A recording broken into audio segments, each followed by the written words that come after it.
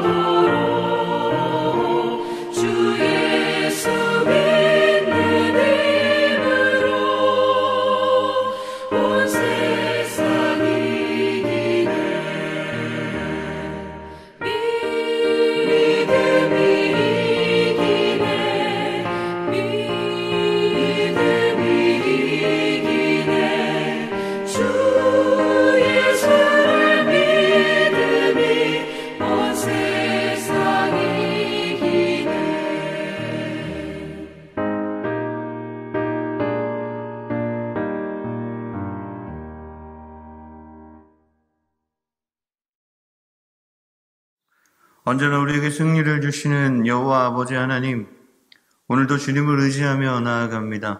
오늘 복된 한 날 주님과 동행하며 승리하는 주님의 자녀들 되게 하여 주시옵소서. 감사드리오며 예수 그리스도의 이름으로 기도하옵나이다. 아멘. 오늘 함께 보신 말씀은 마태복음 말씀입니다. 마태복음 7장 3절에서 6절 말씀입니다. 제가 가진 성경으로는 신약성경 9페이지에 있습니다. 마태복음 7장 3절에서 6절 말씀 저희 같이 한 목소리로 보도록 하겠습니다. 마태복음 7장 3절에서 6절 말씀입니다. 어찌하여 형제의 눈 속에 있는 티는 보고 내 눈 속에 있는 들보는 깨닫지 못하느냐?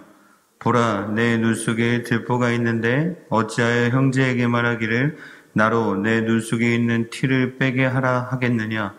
외식하는 자여, 먼저 내 눈 속에서 들보를 빼어라. 그 후에야 밝히 보고 형제의 눈 속에서 티를 빼리라. 거룩한 것을 계획해 주지 말며 너희 신주를 돼지 앞에 던지지 말라. 그들이 그것을 발로 밟고 돌이켜 너희를 찢어 상하게 할까 염려하라. 아멘. 오늘 본문은 우리 신앙인이라면, 하나님의 자녀라면, 크리스천이라면 스스로 계속적으로 확인하고 점검해야 하는 중요한 내용입니다. 사실 어떻게 보면 이 말씀이 상식적으로는 잘 이해가 가지 않는 말씀일 수 있습니다. 그런데 신기하게도 신앙인들의 삶 속에서 이러한 현상이 종종, 아니 자주 일어난다라는 거죠. 왜 그럴까요? 왜 이렇게 말도 안 되는 일들을 우리가 하고 있는 것일까요? 그것은 영적으로 소경 상태가 되었기 때문입니다. 영적인 소경 상태가 되었기 때문입니다. 그래서 자신의 모습을 볼래야 볼 수가 없는 것입니다. 눈만 그렇습니까? 귀도 들리지가 않습니다. 무슨 이야기를 해도 자기에게 유리한 대로 나는 아닐 거야 라는 착각 속에서 살아가기 때문에 영적인 눈과 귀가 멀어졌다라고 할 수 있습니다. 우리 성도님들의 삶도 한번 돌아보셨으면 좋겠습니다. 그리고 매일매일 하루하루 점검하시는 것이 중요합니다. 나의 영적 상태에는 문제가 없는가? 오늘 보면 3절 말씀은 이웃을 항상 부정적으로 판단하는 자에 대한 교훈입니다. 교만하기 때문에 그렇습니다. 교만하기 때문에 자꾸만 누군가를 판단하고 비판하는 것을 즐겨 한다라는 것이죠. 교만하기 때문에 부정적으로 판단한다라는 겁니다. 부정적인 이야기를 하는데 누군가 수긍하지 않는다면 거기에 살을 덧붙입니다. 그래도 안 듣는 것 같으면 거짓말을 조금 더 보태서라도 그 사람을 수긍하게 만든다는 것이죠. 이렇게 남에게 부정적인 사람에게 오늘 주님이 말씀하고 계시는 겁니다. 3절 말씀 같이 한번 다시 보도록 하겠습니다. 3절 말씀입니다. 어찌하여 형제의 눈 속에 있는 티는 보고 내 눈 속에 있는 들보는 깨닫지 못하느냐. 여러분, 들보가 무엇입니까? 들보가 무엇입니까? 들보가 집을 만들 때 기둥을 세우는 그 기초가 되는 기둥을 이야기하는 것 아니겠습니까? 우리가 흔히 이야기하는 대들보 생각하시면 될 것 같습니다. 그렇게 어마어마한 것이 자기 눈 속에 있는데 그것은 보지 못하고 형제의 눈 속에 있는 티를 자꾸만 정죄하며 살아가고 있다는 것입니다. 정죄하다 못해서 음해하고 말을 돌리고 거짓말하고 그렇게 살아가고 있는 신앙인들이 참 많다라는 것이죠. 이런 죄악을 반복한다는 것입니다. 눈은 뜨고 있지만 소경과 마찬가지입니다. 다 가리워졌습니다. 욕심이, 자기 합리화가 결국 죄가 그렇게 만들었다라는 것입니다. 나는 아무 잘못이 없어. 이 정도는 하나님께서도 눈 감아 주시겠지. 라는 착각 속에서 살아가고 있는 것이죠. 자신의 몸이 얼마나 더러워졌는지, 또 자기가 어떤 죄를 짓고 있는지 도무지 보지 못하는 상태입니다. 예수님이 이런 상태에 있는 사람에게 말씀하고 계시는 거예요. 너의 눈에 있는 들보를 먼저 보아라. 너의 눈에 있는 들보를 먼저 보아라. 여러분, 누가복음 24장에 부활하신 예수님이 엠마오로 가는 길에서 제자들과 동행하십니다.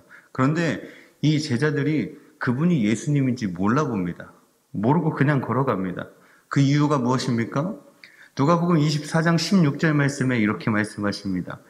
그들의 눈이 가리워져서 그인 줄 알아보지 못하거늘, 이렇게 말씀하고 계십니다.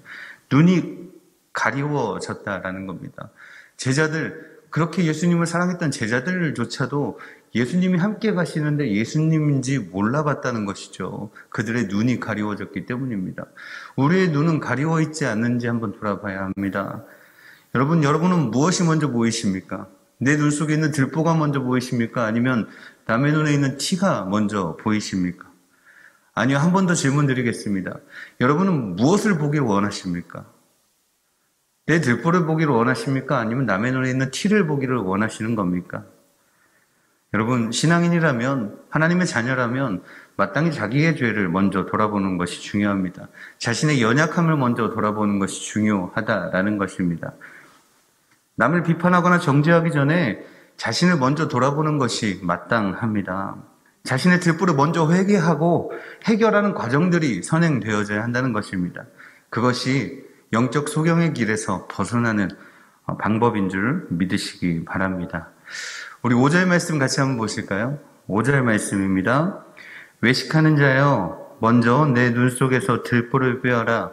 그 후에야 밝히 보고 형제의 눈 속에서 티를 빼리라. 아멘.